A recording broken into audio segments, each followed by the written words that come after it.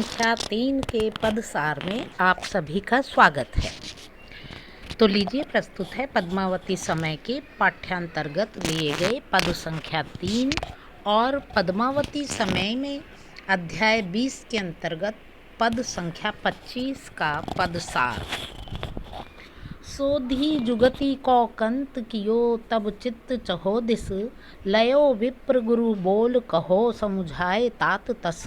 नर नरिंद नरपति बड़े गढ़ द्रुग अशेष है, शीलवंत कुल शुद्ध देहु कन्या सुनरेश है। तब चलन देहु दुजह लगन, सगुन बंद हिय अपतन। आनंद उत्साह समुदय शिखर बजत, नद निशान खन।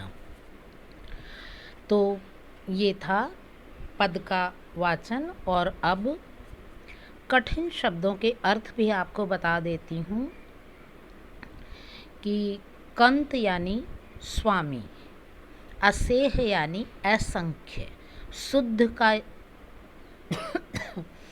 शुद्ध कुलीन वंश, शुद्ध कुल यानी शुद्ध या कुलीन वंश। सुनरेश है, श्रेष्ठ राजा की। चलन यानी रस्म, रीति, रस्म आदि। लगन, लग यानी लगन। दुज्जह यानी द्विज को, ब्राह्मण को। सगुन यानी तिलक या टीका आदि। अपतन, अपतन यानी अपने हाथ से। समुदय शिशर, समुद्र शिखर में। नद यानी नाद या घोष या तीव्र आवाज। निशांग यानी नगाड़े। घन यानी प्रचंड या तेज आवाज में। तो कवि पद की व्याख्या करते हुए कहते हैं कि पद्मावती के पिता राजा विजयपाल ने पद्मावती के लिए उपयुक्त वर की तलाश में अपने मन को चारों ओर दौड़ाया, अर्थात अपने राज्य के चारों ओर नज़र घुमाई और मन ही मन कुछ ढूंढने का प्रयास किया।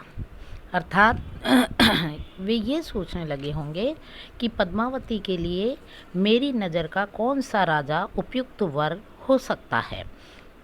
फिर किसी उचित निर्णय पर न पहुंचने के कारण संभवतः उन्होंने अपनी कुलगुरु ब्राह्मण को बुलवाया और सारी बात इस प्रकार समझाकर कही कि संसार में अनेक मनुष्य, राजा, नरश्रेष्ठ राजा, असंख्य विशाल गढ़ आदि दुर्ग हैं, गढ़ या दुर्ग हैं।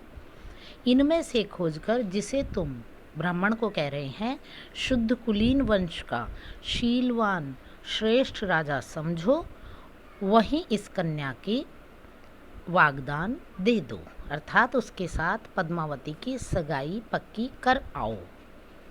ये समझाकर राजा ने स्वयं अपने हाथ से अपने कुल ब्राह्मण को लग्न और टीके की समस्त सामग्री जैसे रोली आदि, नारियल फल, मिठाई आदि देकर उसे प्रस्थान करने की आज्ञा दी।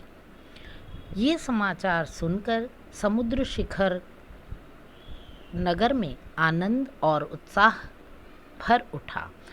वहाँ चारों ओर ये शुभ सूचना सुनते ही तेज आवाज के साथ नगाड़े बजने लगे।